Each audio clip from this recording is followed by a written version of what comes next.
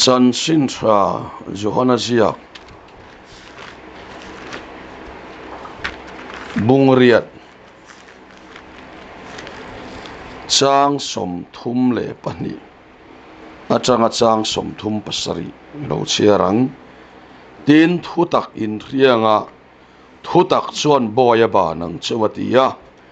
Tin Anni Chuan Anhena Abraham Thate Kan Niasin Tun Thengin Tu Ma Boya Kanom Ngai Lo Boya Ba Nang Cheu Eng Titiai Ti Nge Ni Antian Changa Tin I Suan Anhena Ti Tak Mevin Ti Tak Mevin Ka Khila Cheu Tu Po Thil Ti Sola Piang Sual Boya Ni Boy Sukum Khwain Ina Omreng Lo Fapairo Sukum Khwain Omreng Chin So Ti Chuan Fapain Boy Aban Cheu Chuan In Suak Tak Mevang Abraham Thate Ni Ti Ka Khie Ni Maula Mithain Tum Si Kathuin In Rilro Omna Anei Lo Bawangin Fapain Boy Aban Cheu Chuan In Suak Tak Mevang Ti Hi King James Version Lama Chuan Fapain Ati Zalen Cheu Chuan In Zalen Tak Takang Ti Ani Le Rom Khwami Te Nena Tirko Pole Khathon Rom Bung Sari Chang Sari Chang Lo Share Kan Share Le Ange He kan offer mai nge I my contact. Audio record.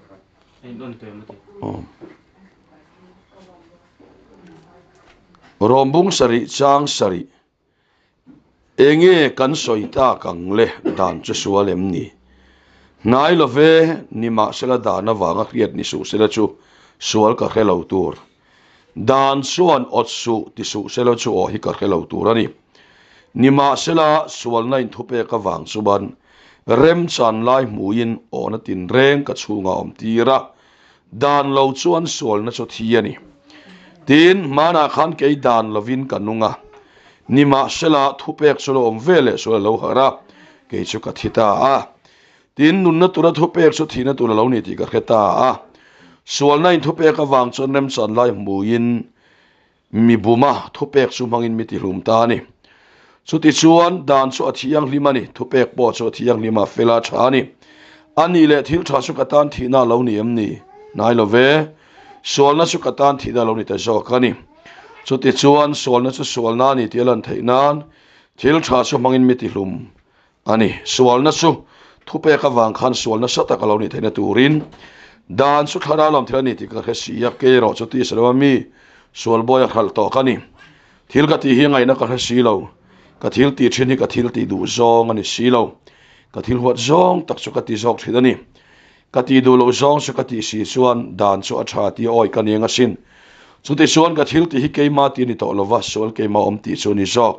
keima chu chu ka ti sa ti na ni thil tha reng om lo ti ka khia thil tha ti du na chu keima om na thil tha ti ne ro chu om si lo that na ti ka du hi ka ti lova sual na ti ka du lo hi ka ti zok si thina ka du lo zong chu ka ti si chuan ati tu chu ke ka ni to lova sual keima om chu ni zok ke chu ti suan he da ni ka lo khata thil tha ti ka du line sual na kan ne na lo om thidani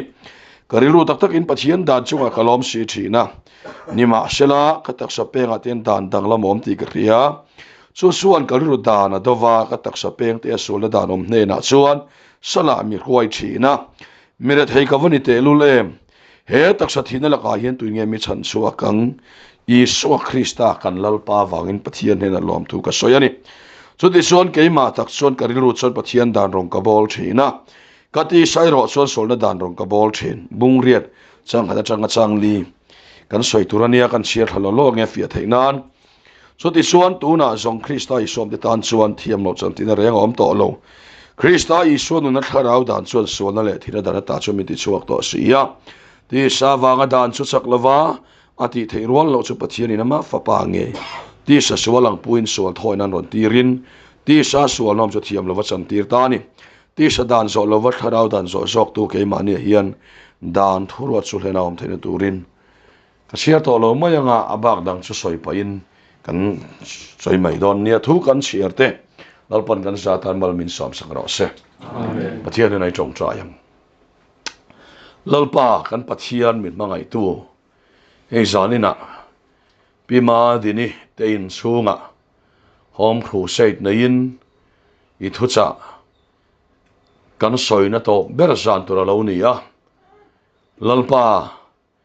hei in chunga I thu soi chom to zong zong kha nang ma nge in pathian thu chuak reng reng thil ti theilovin om lowang ti kha lalpa thil ti thei nge ya akir le lai le thil ti nei nge ya na tho do na wanga lom thu lalpa kan soya so ti rual chuan lalpa kan pathian min mangai tu rual le vurte wana changan lo sura khilama khinan so le lo leyan so man than tira chu tiang bokin na ka changa thu chuak chu omang thil ti nei lovin kan he na kir lovang ti tura ka tirna chu a hlo tling bokang ti ya lalpa a hlo tling na min la mu ti do na wang pen lom thu kan kila che eng ma hi thon lovang ti kan rin tlat ani I thu chuak a thon ngai lova thil ti nei lovin a kir ngai lo ti ni bible soyani chu wang chuan zadina ngai thatu song te pon mal som na kan sam thei nan I thu manga in puang chhe ni angin I thu mangin kan hena thu soi leng che lali suan in hena ka thu soi hi tharawan in nun na poni atiang khan zanina hin I thu hi tharawan ni ngala nun na ni ngala ni chu in puan dona wang poin lom thu kan khil che ni ei Isu Krista mingin kan dile amen le zanina hian hei a then home crusade hi tia thu in dota soi kan ne wangin a then chu a thu malam kha engma kan on ngai thalawa zanina to a khar na kan ngai thadona a then suan kan khefia lawang ti ka lau khop maya abul atanga chian lo chu ato pa hian chian hara pathian thu ma ro chu eng poni se pathianin kan ma mo tok min petura ngai ila pathian tan thil hara om lova chu kan soi don ni zan ina kan soi tu ra chu hei hian ni a pakhat na tan chuan kan thu pui tur chu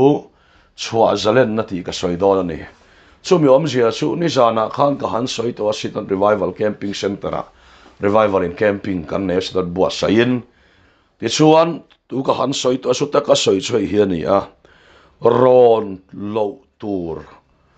le ron tur ti ka han soya ron lo tura bible ina min ti chu enge ni kan ti chuan amma saberin kan ngai to anani chu ron lo tura ti ani chu sa ina he soi ka do ani ring tu ti che tu ber chu angai to anani thil ni mai do na hiat na te chiat na theng don ne hiat na te van do na theng don ne hiat na te mual pho don ne in hiat na te pathian thu po amaron nu ve yin pathian lama rin na ke pen hi du ngoi ma sela angai tuan na in hlo cham tur angai tu ti ta wangin angai tuan na aro na wangin pathian thuin ke pen thei lovani so wang chuan zol nei saya bungariat sang som pakwa in soirwal te ngule ra zol nei ram huai kham chuap le phun nuwa te ron ro anti huna chuan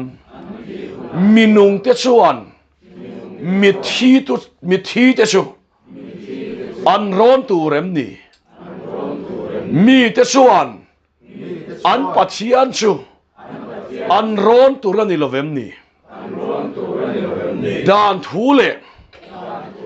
khiat tir na thu an ron lo chuan an tan khua reng ava chuai lovang fel ringot atok lo that ringot atok lo min angai tua na hi arona khiat tir na thu bible le pathianin niyati hi arin ma chuan anuna zalen tak ngai don lova solina boy bet reng don ne chowang chuan ron lo tu ram huai kham chuap le phun nuwa ti kha ngai to na hiani mo hemi kan ngai to nai phun nuwa mani in ring helte mani in sitte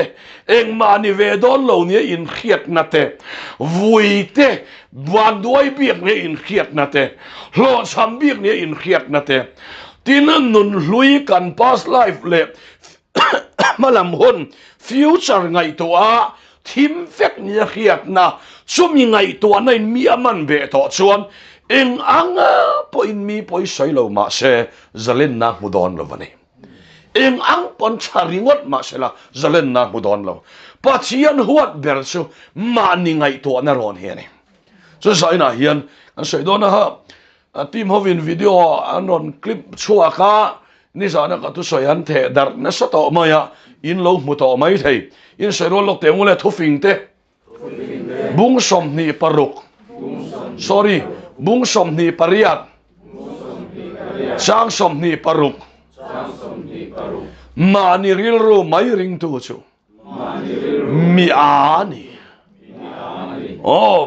mi khing thin lunga chon suang tura tam takha oma lalpa rem ru na chu pangai rengani alo ti boka chuwang chuan pathian in mi a ati chu pangpar huana TNT na an en kol mi a ti velova mi a ati chu ma an ni ril ru ron Bible ina in ni e ati ron lova ma ni ngai tu na ron ho hi mi a ti so ni chu eng anga in mang le rong bol tu po ni ma la nun hi mi nei ngai don lo inun hi pik tul tulanga pathian that nai hul hei thei don lo wani chu wang suan zan ina poi mo lai bera chu enge ni kan ti chuan hemik thuron min pe tu in sele lok teng na huma bung khat chang som pakhat nang ma chua mi pakhat lalpa kala thil sual ngai tu tu sual na thuron tu cheom nang ma chuak mi pakhat ati kharom bung saria polan ka du lo zong chu ka ti si chuan ati tu chu ke ka ni to lova ke ma sualo mani ati kha ngai tu na hiani mo ke ma sualo mani ati kha ngai tu na ni ti chuan kat kil ru tak takin pathian dan chunga kalom si thina ni ma sela ka tak sape nga ten dan dang lama oma atiani chu chuan karilu dan adova tia chu wang chuan nang ma chuak mi pakhat so la thuron tu te su ingai tu na hiani a ingai tu na hian van duai don a chevek don nia in khiat na mangin nang ma na tho to chuan chu mi thu angai om to chon chong chai har to anga pachian rin har to anga ingai tu na ring to mai don ni chu tiang ngai tu na ring mi chu pachian in ro pui na mu ti ra tum lo chu kan khia fia boy mo ni chawa sun su ngai chawa tok lo dam boy ngai chawa tok lo in man le fela tok lo ma ni ngai tu na no la pathian min ngai tu da zong rin angai chumi a formula a how lai ta ka chu mi zo ten pathian tu ka kan fel tu rani kan cha tu rani kan ti regota chu a formula solve na a formula la ni mai lo wani chu wang sot enge kan ti chuan mi zo a hian kan pathian tu soi tlang pui chu huat a huat la hi kan soi tama ma se a how eng tin nge niang mo kan cha tu eng tin nge niang kan cha tu ni chu kan dong he malom kan fel tu ni ti poi kan dong he malom mas eng tin nge niang ti khane mo eng tin nge niang ti lai ta kha sa na hian pachian bible ina min ko mu angin soi kan han tum don ni so wa so sam ina hemi kan ngai tuan na rin hi pathena du lawa chumi laka zalen na chu sa na hian kan soi don ani chumi zalen na chu e bible ina aro puina min pon chwa sak atum na ni a Serwa leng ule Exodus Bungarian Sangkhat kami ten karongan bol theinan Swatiro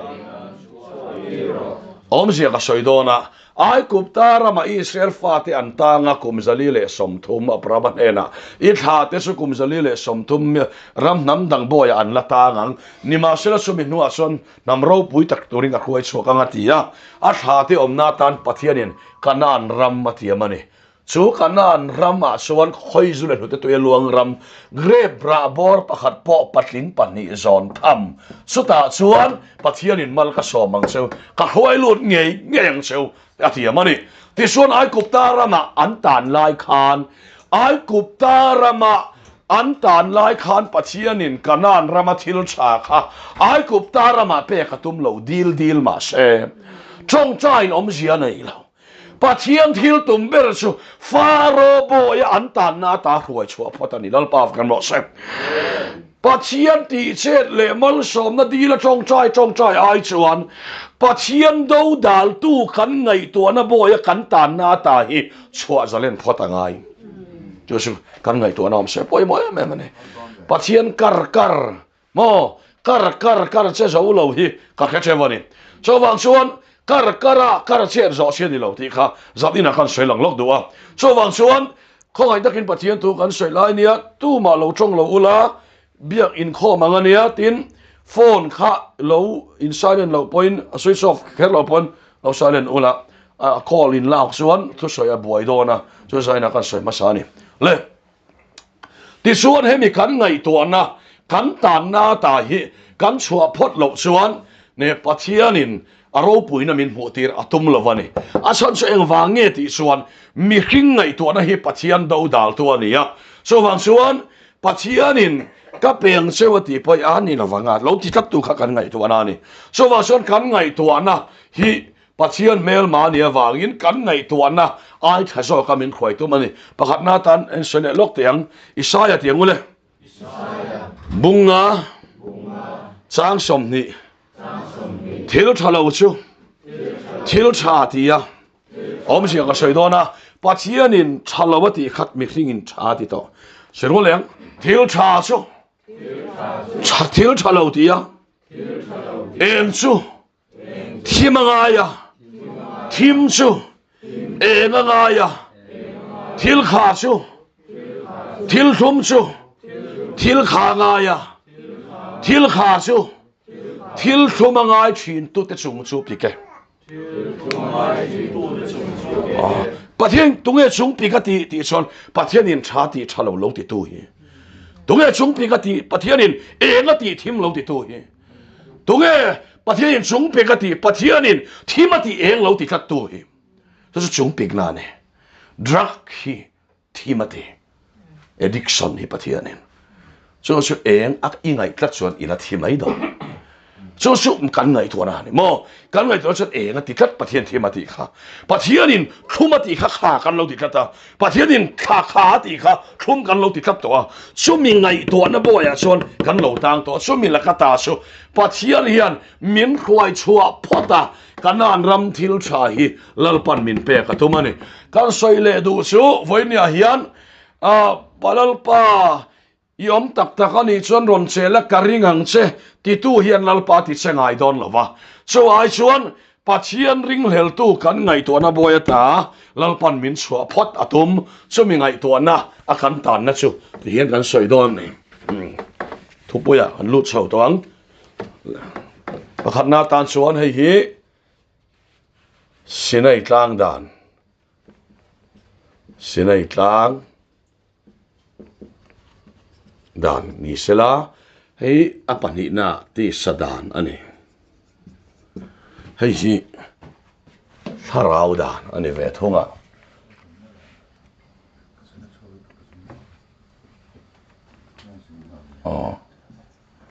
tharau dan hei cross dan mangai na dal dan an ten tia chu wang chuan chu mi dan chu an ti awangin khongai na dan ten tia tharau dan ten tia hei polan tharau dan ti thenga ta soya mangai na dan te pon tia hei sinai tlang dan ni hei ti sadan ani bokani ta hian khoi bera nge kan tan tin sinai tlang dan nge ti sadan ti hi kan in zo dona i pu kha tu nge kha puma loma khongai min han chang te i sinai tlang dan nge upa jok ti sadan ne ti sadan thiam le ni jana testimony kan ngai thalom pui ta ni angai nom khop mai ti sadana upazok achon chu ti sa sinai tlang dan chu bc sang khazani borvela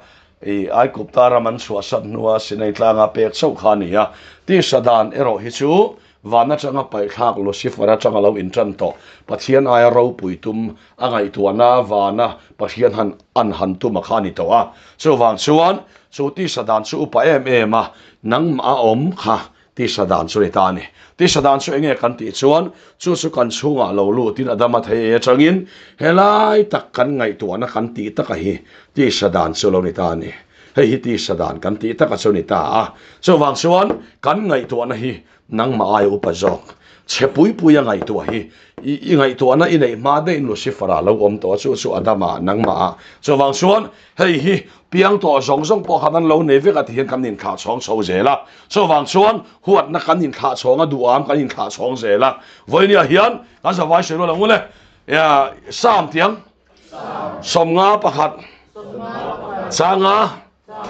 ngai te kholo na dinin koma kanun sualin mi pa ya soi leang sam som nga pariat sang thum mi suak suak te chu anu pum chunga chang renga pathian la kha thenan lo om to a an pian suwa vele do thusen an vak bo thin nu pum chunga chang reng khan ti sadan huat na khak na tau na ik sik el rel hi kan lo pai vek to a he ti sadana hian mi kan tan chung chuan pathian that na mu thei lova he ti sadan tak hi kan ngai to na kan khiat na hi alo ni ta ni he mi ngai to na a hian mi zong zong kan tang vek piang thar po hi ka piang thar to ti tok mai lo he ti sadan hian tian min lo man beta kan za vai sen wala ngule thil thati ka du lain sual na kan ne na lo oma sumi om sia chu enge ti chuan pathian rin ka du lain ring hlel ka ngai tu na lo om le a ngai dam ka du lain ka ti sadan hian mi lo beita a sai ro lang ule i ngai dam te chuan enga ma ngai lo wang che thiam lo zo ka ngai parang che sumi ngai to na chuan ti hian min lo tan tir le ta a hemi kan ti sadan ngai to na hian kan lo tang ta vek mai ni ti pathian thui min ko mo ni so wang chuan kan ngai to na hian min ti buaya ti chuan pathian thu po tha kan ti ma se anu lo kha kan ngai to na buka kan tang le ke ve tak tak hi engma kan ni chong lawang so ma so pathian pon min ngai sak tak to song lawang ka sual sia tin pathian ni sual sia min ti mi lawa ka ngai to na buk khan ke ma le ke ma ka sual ka in ti le ta a ka ngai to na zel khan min tan ti ra he kan ngai to na tak hi mi zong zong kan ta na ni a so wang chuan hemi bo ya ta hilal pon min khwai chua kan ngai to na ngei min tan tir tu hi pathian in crossa min khen be a saka kan ngai to na ai ro pui zo kalal pon min khwai tu mani kan za vai shero la ule isaya bung som nga panga sang riat i ngai to so ka ngai to ri silo yom dan so kom dan ni hek lo van khile aya sang sok angin ka ngai tua te chu i ngai tua e sang sok so wang chuan i ngai tua hi ka ngai tua ni lo atia pathianin he kan ngai tua na nge hi pathian that na dal kan san na tura dal tu chu kan ngai tua na hian ya wangin pathianin ron ti lumatum tak po kan ngai tua na bok hian ni so wang chuan zatina hi kan rilwa lo om sela kan ngai tua na hi pathian dal tu lian berani tuna tam tak shon zuboya ka tang ten te tu ma zuboya tang om lo bible en jiak lo hey bible shon the bible says ti pathian tu kan lo soya he kan jiak to lo wa zat ina shon ka ngai dan ka soya lo bible se dan ka soya zuboya tang ti hi mi khing phu cha pani drugs boya tang ti mi khing phu cha pani drugs boya tu man tang lo drugs sin tu ma boy thei lo drugs tel lo wa om thei to don lo ni in khiat na ngai to na boy tang sa pani khami ngai to na tak haram hoya ne khami ngai to na boya khan kan tang zoka zuboya tu ma kan tang lo zutel lo normal to lo riu ne in khiat na ngai to na boya kan tang ani ke po tun ma drug addiction kan ni sang za ko som ko palia ka ngeya ti me ang mizo si nga son proxivon senior player kan ve ka ti ve chu wang son to ti nga lo tang to so kan ni ma se zana ka soilan do so drugs boy han ka lo tang reng hlei nem le drugs tel lo om thei don lo safara thi don ni in khian na boy ka lo tanga ka safar ngei ma se ka thi lo ka dam lal pa kan mo se kan ngai to nai dot ve ka lo so wa son mi hian min rel min hovek don ni khiat na kan tan to so deng ma kan ti gam to lo mi in min hua min rel min ngai min luk dal mo min muniam min ngai nep nia khiat na boya kan tan to son kan sak ngoi mai ni min ka ngai nep chu tu man min tilo mi in min ngai nep nia in khiat na boya setran min tan tira chu mi ngai to na nge chu pathian mel man eng wang nge nang ma lo boy tu che ni wa afa mangai te lo sal bet tu hi ngai to na ni wangin hei nge hi ken be a ti luma kan ngai to na boy ta min swatira kan ngai to na dan ni lovin pathian that na jok ngai to torin min duani lalpa kan mo se katan lalpa chani lalpa hi engkima min tho sak tu ani katan kanun na ni ka engkima min pe tu ani ti ngai to tur du che ma se hei ngai to na hina tan tir che so wang son san ni na po hian he mi ngai to na hi voi ni khenga min nia be tu ani u chung kwa po ni thawa u na wa po ni thawa kan ngai tu na kan tan to suan in san wa tengo min hor yau ne kan khia to suan kan hongal ngot mai min rel khemia alo mai la kan ngai tu na an ma ni khan min rel min ngei min be pe lo ne kan khia so kan be lo al mai ngai tu na kha sola min khoi lu ta ni mo kan sa vai in soi wal tengo le sak na chuan nova pa ya sual khing thin sual chu alo pui tlenin thina khing thin so wang chuan zanin na karon soi du lai ta ka soi kan ngai tu ana lo om sela ti chuan kan ngai tu ana zel hiania min be na zu po hi tu man kan ina kan sak lo ngai tu ana chak ka masa so ta chuan chak ka masa so me nuwa in tu ma kan a masa ngai lo so wala mule ka ang phota ti chuan thin ur lo kal ro kang lok lo to sia ka thin ur du kan ti ngai lo ang chu ataka ti chuan ni an main ura masa thin ura masa chu mi nuwa ang ina chuak ang hara chuak ur khangai to na cha khangai to na ataka ti khara chuak so wang son ara chuak lo tu chon azung karangai ta ni so dero thei hai hira to lo tu chon vuak tin om sia nei lo votil ma ila kum dang aron ga le don tho so wang son ra to lo tu chon ara ti tu azung len lam karangai ta ni so wang son zani na karon soilan do cho chak na kha sual ti lo tur chuan kati chua mange ya ka ngai to na min be tu nge hi zat ina ne ngai ta chu nge chu pathian in thiam lo min san ti tu ni ti po khria thiam lo min san ti tu pathian ani ngai lo atlan te vek kan ni lal pa fakram lo mi sual ber le mi bol lo ber le mi fel ber ta na thi sen chuak in zat chia tham te ta na thi sen chuak le rin di ka ta na thi sen chuak in zat chia zai na hen fa kan ni nei ke ni lam in pek na om lo chia om ka ti to lal pa fakram lo speaker kan ya wang ka in pek e ma wang a fa mi vota kan ni lo om je chu mo a fa mi vo na chu pathian chi ke ma lo lu ta khana ni so wang son su mi chi pathian thua bok su rin di ka point tu ani pathian fa kan ni ve ve ma se nge kan dang lam na chu ti son zalina hian ke su ka ngai to na proxy von te number 4 te ti lo chon normal to lo mi zong zong in han piang thar ve mai la so chuang lo mi zong zong in min hun hiam vek to bul chon le tur chon le kha ka zo jir to se lo wa so wang son om sia ka nei to lo ti ngai to na haram hoi ani khamila ka izalen phot chuan lalpa sot eng tin nge ti kha pachia su wai wa changa na chuwa kha re thei te chu ek dur changa khai chuak thi lalpa nge bo se kan hiat na dan a chu pathian thu ya chak za ka ne so wang son kan hiat na dan hian min lo boya so to lo tlai to te min ngai to atira tu tiang zel chuan an sa vai soi wala ngole nu ho pa athima yang a ruya wa thlom mayang ngai to nei na mana zan khwa mu thei lo ve na mani in khongai chap ti ti pathian ring emo in ti mani ngai to na ko ma ring mai mai hian om cheu mai ni pathian ring e mo in ti mani ngai to an ringa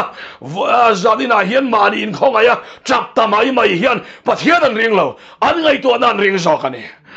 i ngai to ai chot ka ngai to asang zok lal ba ver ma se asang zok kani chu ngai to na chu pai ta che i pai thiam lo wani mai thei zadina hian cross mangin lal pana pai sak don se ni lal ba ver ma se chu mi ngai to na tak su kan tan na ani a chu mi bo ya chon mi tam tak min tan tir ta ni he mi kan ngai to na ge hi min tan tir to ne rong bo na zo na po ani thova eile in sung cha ga po ka cham mai don ne in khiat na me nei to chon dik lo de upon ati du mai eng wangin nge corruption hi lo chua re thei don ne in khiat na bo yan tan wangala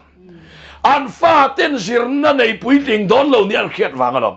an fa te min musit don ya khiat na bo yan tan wangala i ngai to na bo ya tang ro poi sanga hi mi te choi moi na lo na ni lo ngai to na la ka zalena lalpa rin na hi choi moi na so khani lalpa kam ro se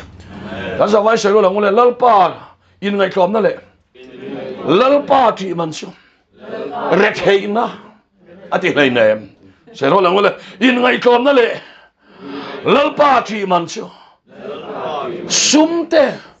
choi moi na te nun na te ani zo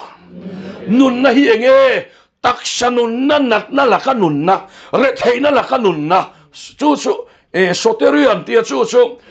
chan dam na fam kim chan na ni a chu tiang zong a zong van ram thleng tura nun na ni so chu wa so sa ina hian hemi kan ngai to na hi kan khia fia poi mo kan tan na ber ani a zuboya kan tang lo zu tel lo wa thi mai don ne in khiat na te trucks tel lo wa safara thi mai don ne in khiat na te chu mi boya kan tanga kan sing por vek to so to lo tia kho eng ton ngam lo wa ngai to na boya kan tang chu tiang zel chuan chung kwa po mi a an vak chan chu enge mo fel hel deu han om sela se ro lo le buai vek don ni in an khe man mo a he nga hian pa ho ai nu ho wan chak jok se ro lo le enge mo le fel hel deu om sela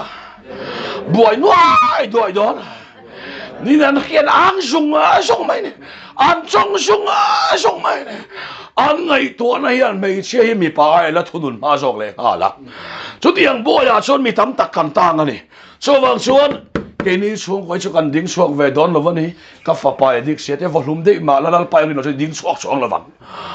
hei a poi mo le mai kan khia fia kan chung kwa dal tu lal pa ro pui na kan mun to ra dal tu ne kan khiat te rin na ko ke pen na dal tu ne ka fa pa mo ka fa noi mo ka khiat te volum vek ma ila voi ni a hian ngai to na ka nei chung chu min dal don mi dang hi mang le nem ka ngai to na bo ko lo ma pan ka ngai to na in min dal ni ka khiat ka ta wang khan min dal lo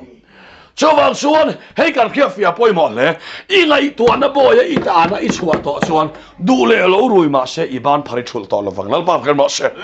chumi i sa len na chuan lal pa mal som na pe don se ni ai kup ta ra ma changa faro bo ya changa huai chua khan thale ra ge ken em ti ngai to ngai hlei nem lal pa dan ri la cham khan ma na le wa mi ma pe mai lom lal pa kan ma se ngai to na bo ya an chua phot chuan an tui ha le ge kain tu nang ti ngai hlei nem lu pu ta tu ya vuak chua sak mai lal pa kan ma se i ngai to na bo ya ta hi chuak phot la lal pa da huai don se ni chu mi a chua dan tu la chu kan na soi zel do na chu wang so sa ina hei kan ngai to na lo om selam he kan ngai to na bo ya min tan tir hian dik lo ta ka thil ti du na min khoi lu ta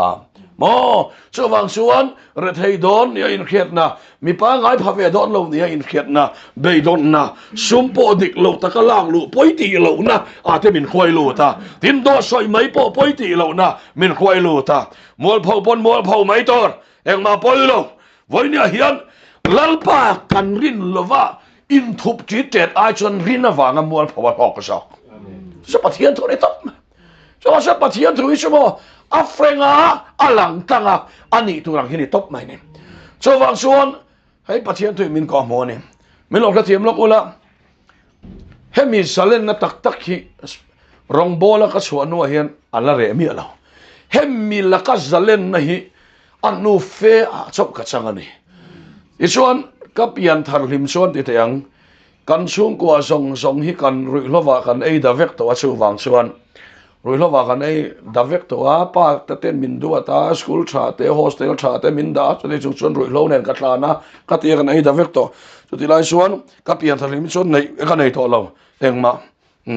cho vàng xuân cắn sufficient cắn chụt hàng cái chú mong sang là sẽ có sớm riết paruk mình cái này tổ này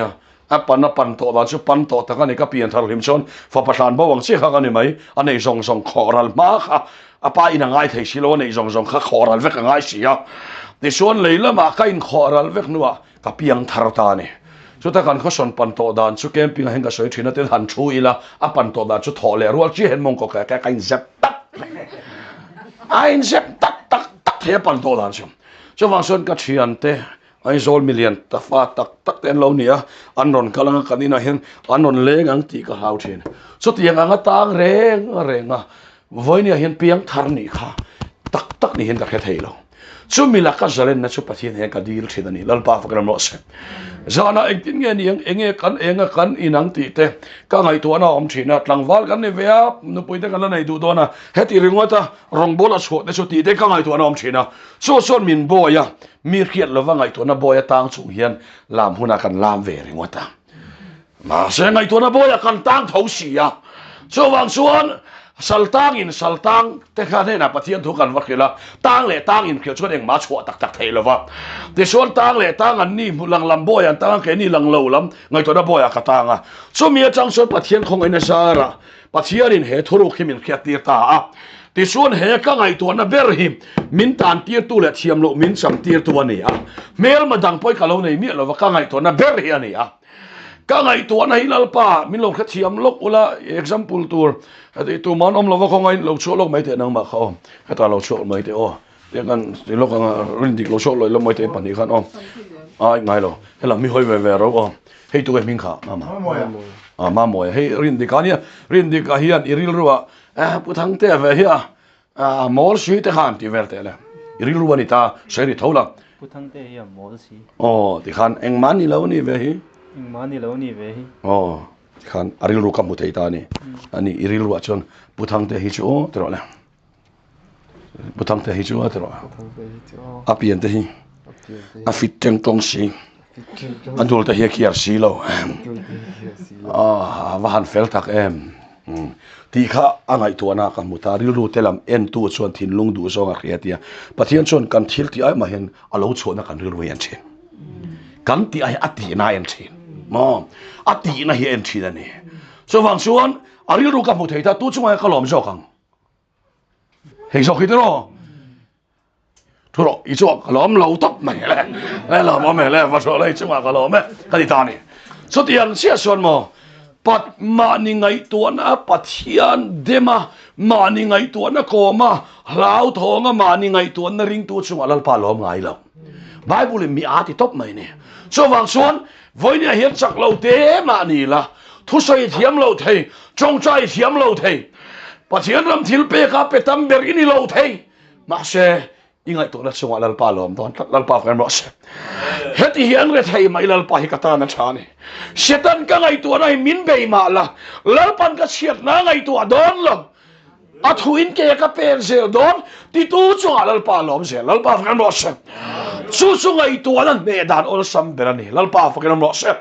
so wang suan khai setan i mi ngai to atirang hian a kheng don lo het che pui kheng tu rang ten in ngai to vela a chang le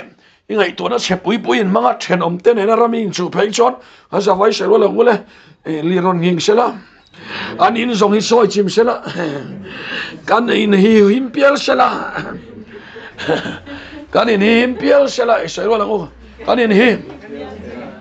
him pial sela ti chuan kan in hi him pial sela ti chuan pathian ka rin je hi khia se i ngai to dai kom va te ente pathian man zia choi eng tin ma te khan so ituma mi dang ai chung nung de in ngai tu avel thina cho wang chuan mi eng ma ni silo million deva in ngai chu amma le mai bu mani te atiamo cho wang chuan pathian in min ring lova min oi lova te kenan min musita min ngai ne tu ten min lo ngai san thei to na turin enge mo khai ji ma ingai tu a ro pui deu ten mi te na an ma ni choi moyan om lova ke ni choi moy om tura han in ngai to na chi zong zong kha pathian mal som tak lo ngai to na ve khani mi chiat na ngai to na ma nia in da ro pui ngai to na ve khani chu mi ngai to na nge ma ya chu itan na nia wangin hei hi ken be a he mi la ka ta chan so chai lal pa thil tu mani lal pa fakram lo se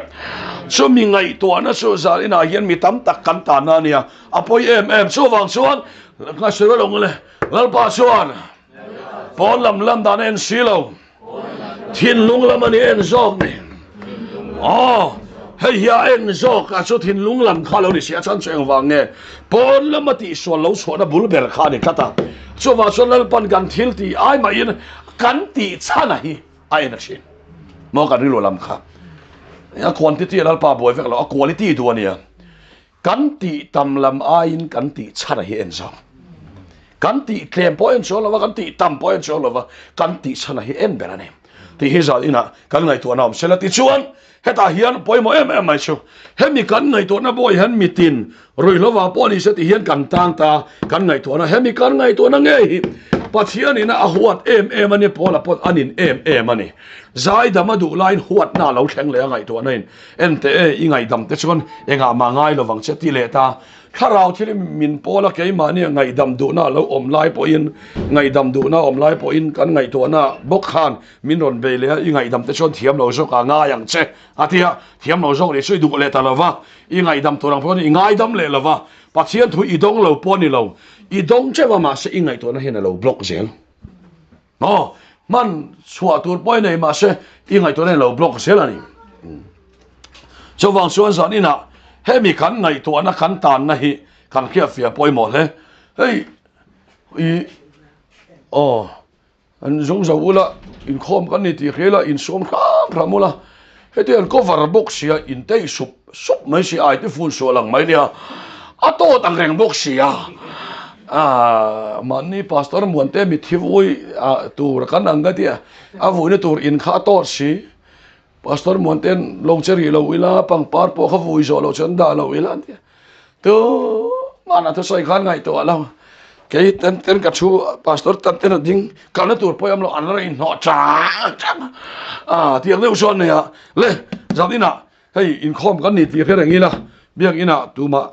in khom nai lain zung in chok ngai lo biak ina ngai ve ro ni chia lo ma se la ka in khom chung chuan tho lo tur tin hei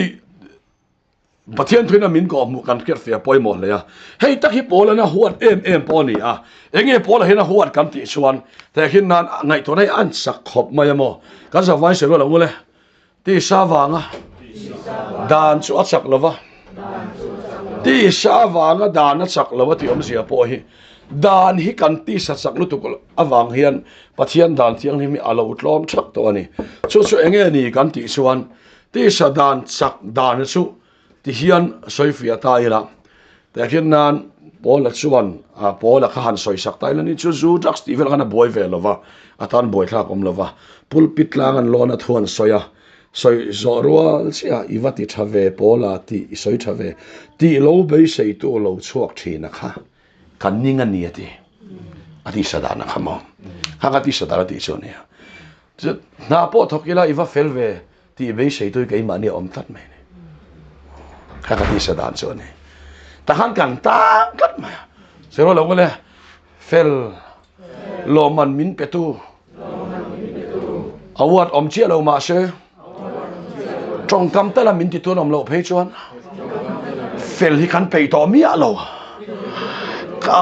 kan fel lo ni lo va fel iwa fel ve ti tu ti phu tu ti sadana khan kan tang le kat se khati sadan tak mai khani polan mire thei ka vani te lulem he tak sathi lak tai tu nge mi chan suwa ka ngatia chu ba sa huat bera chu kha am ati sadan a fel po iwa fel ve se lo langule a ngei deu po ditiaya bible han zir chung zonga khathuma han fel ve zoka number 4 han ngei fak du mi silova aran honi ni thum anti le an soi hi dikatan chot anna ve ni tak mai khati sadal cholo ni ta mo a fel hun sung te kha soi ve se ti tu phu tu khati sadal ni a mu lo chot anna le a chaw le mai ơi khai nga mà min lâu ngay lâu ni min ring tak tak lâu ni ka fel ve po ni nga mà min ngay lâu ka sual le ma yang ti khan ma ya ti sadan hi avan nok tak em hey nge mai hilal pa la ka min ti la tu ke ma ni min khem tu ania ti sadan hi lo zau em ma ya mi kan mangai po yin mo khai ka nu hian min mangai tak tak ani khong e a chunga kan fel ve teng ti se chuan o khai nu ma di ni a chapang lalpa ka valom em ni ka fa pai chu ka mangai ni se lo la mo la ka phur chua ka ni anti ve la ka ma se rin di kan nga ma lo ngai mang bok si lo se lo la mo la chu ti chung chuan ala ti lo zel thau si a chu wang chuan ani to em la kaning to lu to heti khopin ka mangai che nga mai ngai chuang la ama khem le tu khati sadan bok ani tu ma ti na lo wa mangai na bok khan ama ti na le ta ka mangai te lu len min mangai len ve lo heti khopan te tu ka choi sei len ka en kola tang ka ha em a chong chai thei lo se lo la ngule in khom po harra hallelujah phei chu la takani to mo chu wang san lal patana aral na tu adang vek ti sadan khan mo he ti sadan hi avan nok tak em hei nge hi suala in ngai lo mai the ma se nang ma ni man bet tu chu he ti sadan nge hi ne setan wala ni he mo adu mangin ron kal lo hemi ti sadan nge hi alo polan anin em nokati chu nin lo kha thiam le lok ola rin dik lo chuak la te oh ei kap te lo zen ka lo chu ro he ta lo ka ro oh le hei ei kan khoi don ni omarin di kai tu da tanga soi satan do le ti khan in pom ro le ta hin nang ma hen pom ro rin di kai pom ro ku ro a jak noi khan o ti khan o tu rom hun lai ain khem na ra thak ber pakhat chu rin di ka hian ma hi lo that ta se nungami hi atol thai taksa awi troi thlengin an ton betang te hian phel theni lo an ton bet tat don ni in wok luma arab thak zo khang ami tha ruang troi ui thleng khan he chuan ni rok vela liam to an ton be na I tha hi de chuan kal vel le khalai khan oin zui zel ro ran le le ula rin dik engrim nge nam to de ka lo awi mel to khom mai dro awi to khom mai te mi thidang rima ni rima chiati nani chu be kang re minam to atiro ti chon ining em a pima di handing nok te le inu hi handing sela ani le nangma an chon be hinge I huat jok inin jok inu hi tai mi thirong ron be ta sela oh mi in angai to na ama dal to ni ti khiat to chon mi khing mel ma nei to ngai no a mel ma cho ngai to na he ni Chua le lo ome chu wang chuan angai to na chu amel ma ni chu wang chuan pora chuan mi re thei ka wani te lu lem he tak sathi na la ka tai tu ge min chan suak thayang I suak Krista kan lalpa pathiam ne na lom thu ka soyani aron ti tani chu wang tak chuan lal I suwa lo kal chan ber chu nangma physically ti bo ra tu ron kal lova nangma ati bol ho tu che ingai to na kha afa patak sa mang ne ron ti bo ra ta ni lalpa kan mo se ine theilo ibe theilo wa hiron be sakta che a chu wang chuan engtin nge ti kha he prai bung soma in thoi na le halral thil na lom na reng inei lova ti son katan taksa mi bo se sakta zo kha chu vele idu zok te turin ka lo ka le katan taksa mi bo se sakta zo kha ti a beram hlan le in thoi na khan ngai thona bol lo ati hum zo lova chu wang chuan afa patak sa ron bo se sakta a taksi suwa taksa mangi in ni khinga ngai to na min boy bet tu kha aron kheng beta aron ti hlum ta a ti suan cross ati hlum ta ka kha I ngai to na hi ta ni iti sadana kha nang chu mangai che I ngai to na mangai tel lo nang chu mangai chama se nang ma lalpa thuwa ke pen tir theilo tu che lalpa rin na dal tu ingai tu na hi lalpa na huwa a fa pa i so Krista mangina ti lum ta ni lalpa ga mo se hei ta hi kan mi khing lu ya ti po khani ta mo hei ta kan mi khing lu ya ti khani mi khing lu hi nun lui so la ni lo se ti amem hei nun lui so ni mi khing lu ya ni lo wa mi khing lu ya chu voi ni kheng pa ga la nei dù cả in tỏ là và việc hình lui cái này tỏ lâu tiếng ai đó là xin nôn lui số này chuan rồi thì mình nôn lui số này chuan đằng đôi cái thì tỏ là và mình hình lui cái này tỏ lâu tiếng ai đó mà sẽ với nhiệt thế là mình hình lui cái này chu nghe cái tí chuan ngày tỏ là cái lâu này ta này hay mình ngày tỏ na tắc mà hi cái mình hình lui số này ta hay ngày tỏ na hi cross à khen bê ta à tí luôn mà tí chuan thì tỏ này na thọc thấy tỏ lâu aron beyang chenga ma se anung to la thi to ngai to la se pui pui ngai to ti rang chenga chu chu da heng don lo lal pa ro pui na tur chu na heng to don lal pa fa kan mo se ka za vai se lo le pathian ma ngai to ama ruwa ta ga ako va te tan chuan an chiat na tur te po in a thok ve zeu thin ti om lo an chat na turin en ki ma athok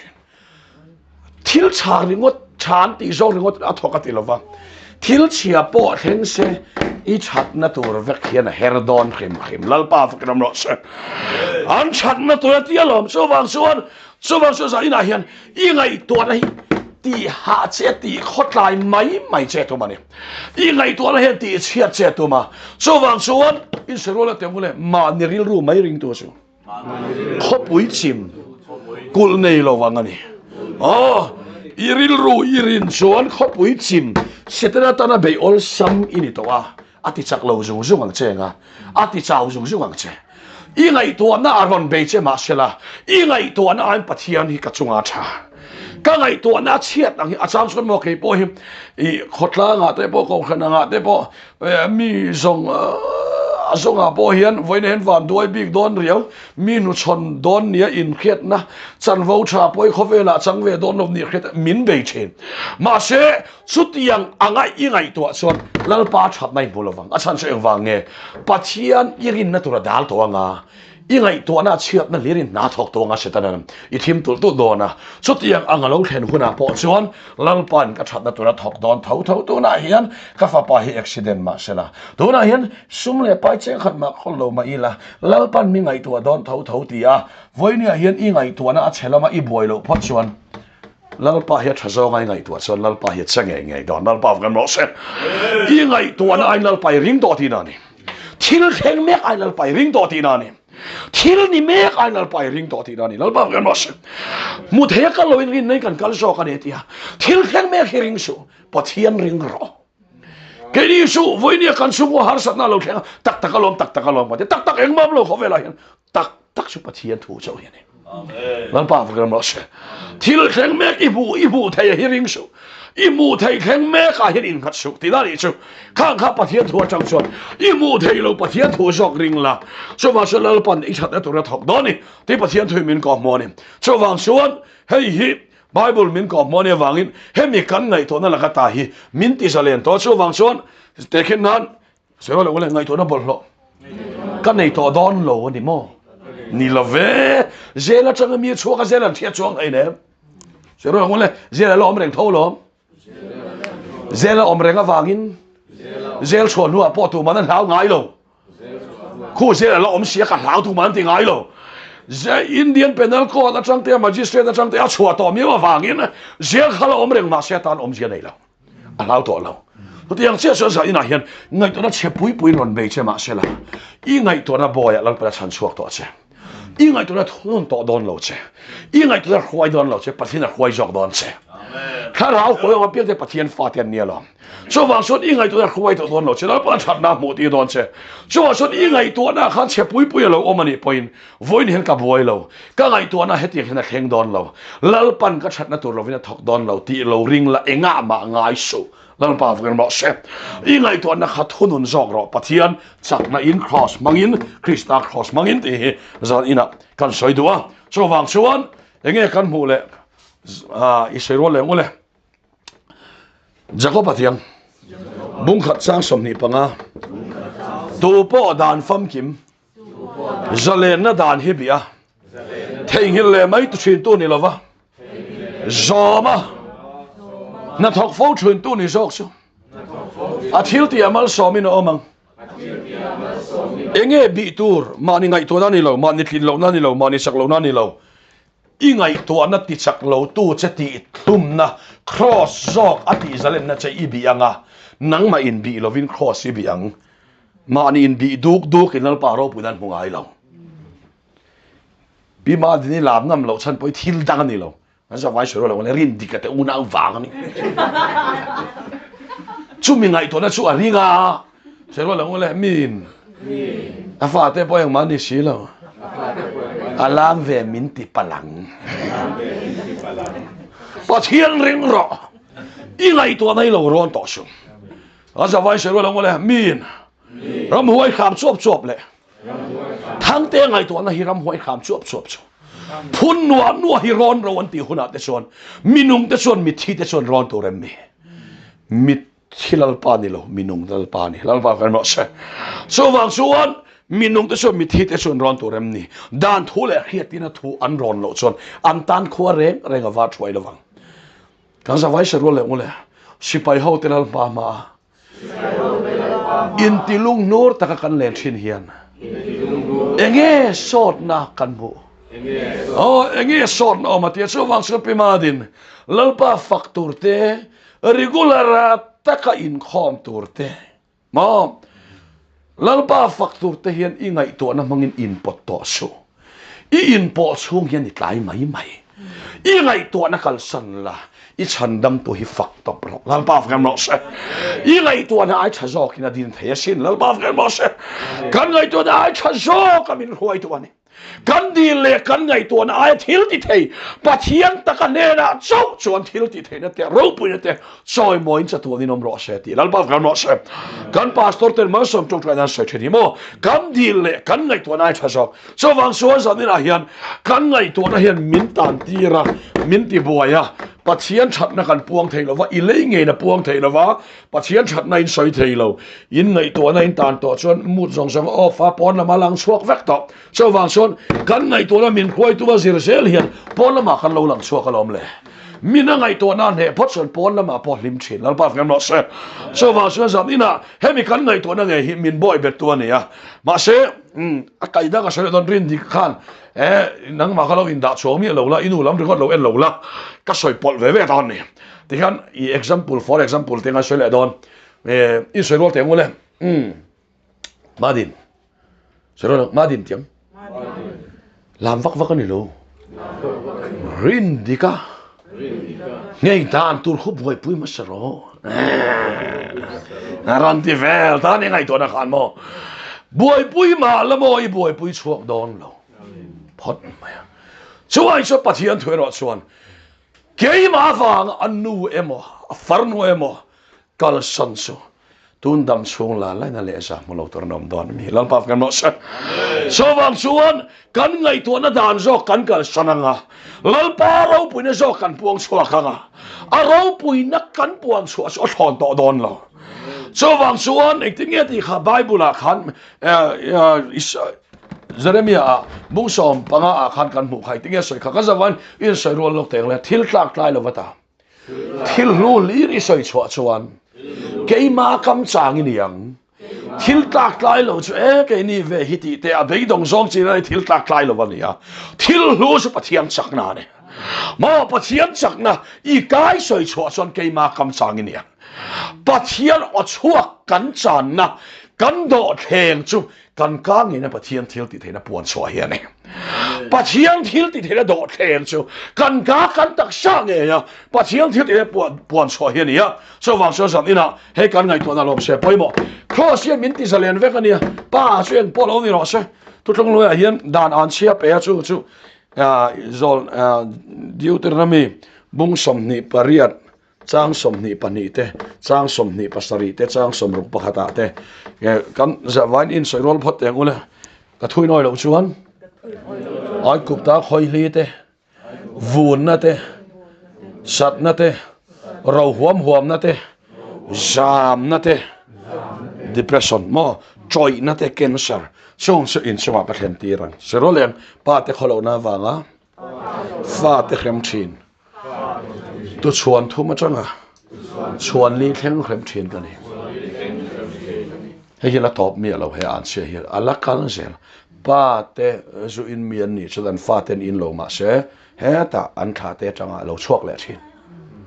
so mi an sia chu poilu thuk mai ni camping apo ka soi thin ka soi me thin ka pu hi zu in mi ani murle na an khuwa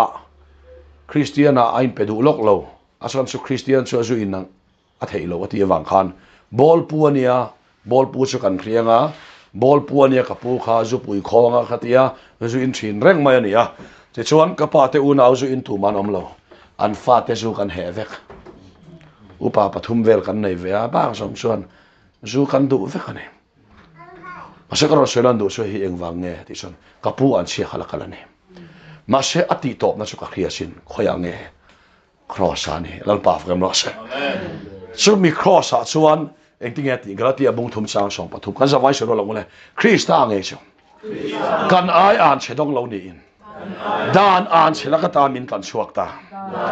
so bang son kapa chueng po lo ni ro se kapu chueng mi po lo ni ro se cross ina min ti zalen na ka din he phot chuan ka tha hi generation thara lal para siam don lal pa kan mo se ke ma chong hian chuan thara siam don ani ti khan pelo so bang son etin ka sele lo ko ngai kan record ta po em lo tura ka nga ya mi pakhat chu ler deuh mai omani ler deuh mai ni ale lu tu me che mi patna hin ler ani ale dan chu ama puan thue ni ya measurement mi pa om ala khian voi khatna te di khap thei voi thumna mi che chu voi thuma ngai dia mayam mi pa kha om measurement ala khian puan thui donin an om ate hian voi khatna mi pa te dik thei me che chu voi thuma ngai aba ka soi don ti khan ti chuan afa te changin ti khan lek na ri me chet mi patna a khri kha alo kal chaw so ta chu mi tum chuan ta phela pakhat chu en ro he an sia hi mo cross iti to po chu da kal zel don nia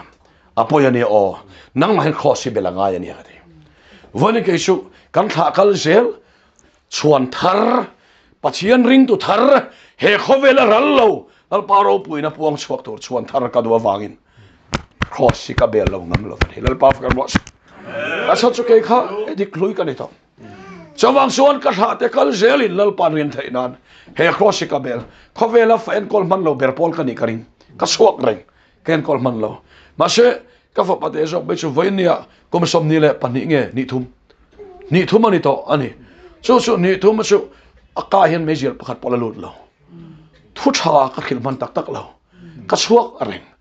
mà sẽ cross it to lần bao phần một sẽ he cross it các mual phổ bụi he cross it miệt in nghe phật xuân ít đi xuân to ít xuân áp hurhi ắt tắc tắc cái nào khen lần bao phần một sẽ setan là thiếu đi thế là chuyện in top đó này cho vào số giờ đi là hiền em bỏ đi rồi sẽ em cái tiền mi tâm tắc cái ăn xuống của ăn chia lâu cỡ gì thì em cái tiếng suko nu bel pathian bel tum lo engati an fa den cross ati top vai an bel lo chuan mo in pu ton mai la re don lo akal zel don pakhat talin cross an bel chuan ti top in la om don thau lal pa fel mo so va so pakhat tal ki lal pa cross an bel chuan ti top in la om don so mi ti top na to chuan sa ina hian hemi an chelanga tai min khat chuaka mumang an chia pui che son thang po min kan chuak ven mang thalo ne awanga nak tu jing om nuam ti lo zong te po kha zanen crossin ati to vek to a in mang angin a theng don lawa pathian thuang chawin a theng don lal pa kan mo set enga ma lo om lo mumang thalo ne awanga ni leng om nuam lo te sual boy ta na vek ania kamangang hin a theng don lo I thu lo vin eng ma theng don lo lalpa kilometer mia me ro lalpa ka ro se so pathian thu so herin turania hemila ka hian cross e tisalen sia he hi lo ring top la zamina hian I ngai to na khan ron beile don sia I ngai to na chelo che pui kha ron omle don are don mi lo vania are lo wa ron beile huna che ka ngai to na mi ngai to tirang hin thilom don lo ka ngai to na ai thazok hian lalpan min khuai don ti la lalpa thuin ke pet mi mai ro lalpa che kha lang lalpa kan ro se a so akong nai pe ni ha taram noya va betela au lalpa ti va au chiam poni chuang la kha chu hun om ve mai mo kha ani lo pathian ne na kan in po na so thil ti ani lo rin na ni an na tho rin na zo kan ni so apoi mo lai ber ti mai te hian zarina zalen in ni mai ti khan in damani mai ko se ti dam to te chua zalen vek to sewa so lo ring ula al paro pui nei mo mai don ni ti kha zarina hian pathian thui min ko mo so minun tak so bible na kam ni na min pek so ni so mi kan chen phot chuan na pathian in athat na min mo tir nge don ti hi bible min ko mo ni le thu kan soidiral pan kan zata ma somro se